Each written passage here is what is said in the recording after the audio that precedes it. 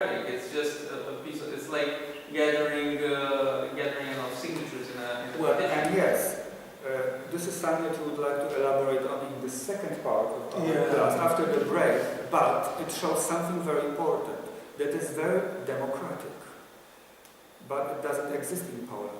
So it means that Poland is not a democracy. So on one hand, this is a very, so this soft tool and this normative tool shows something very disturbing about the country where it was performed. So it means that Poland is not democratic. If something so democratic is impossible, and suddenly it becomes very strong. So this is the being paradox. banal.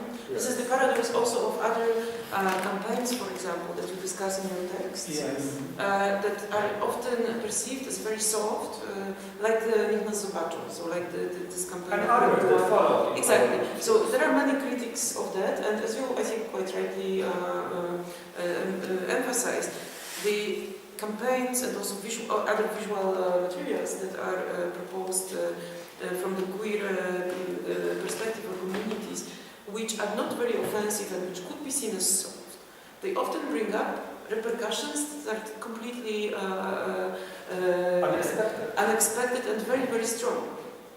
So this could be a paradox of queer agency.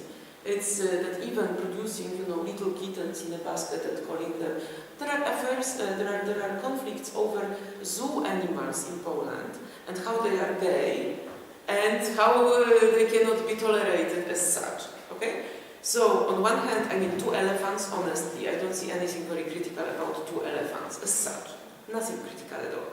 But then, when you follow the debates that happen over, the sudden revelation of the existence of same-sex desire amongst those innocent and actually quite sympathetic animals, suddenly there is a whole scandal about how can we even talk about it.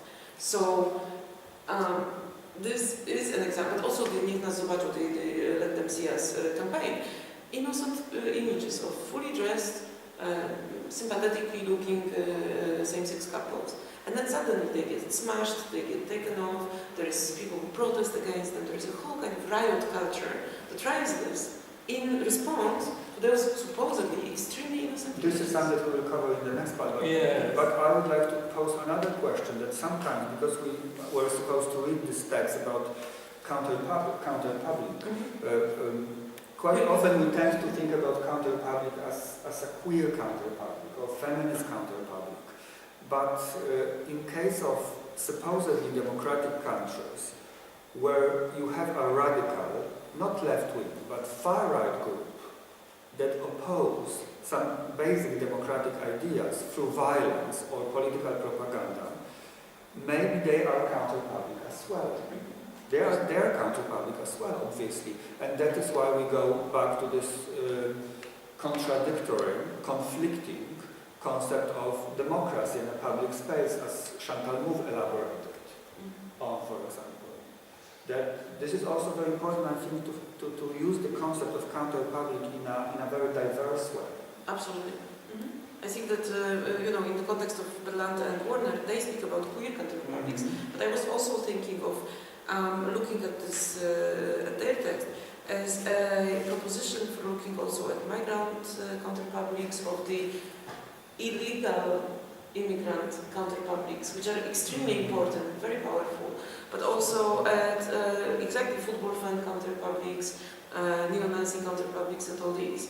So basically all the kind of efforts of entering the public sphere with a specific political agenda or claim, which is oppositional, which undermines the hegemonic values and narratives, but also forms and strategies. So I was thinking always about this text as a kind of opening to a possibility of discussing a variety of all kinds of oppositional publics, let's say. But this let's do afterwards. 15 minutes, let's say. So we gather together here at like 4. Okay? Thank you very much for this.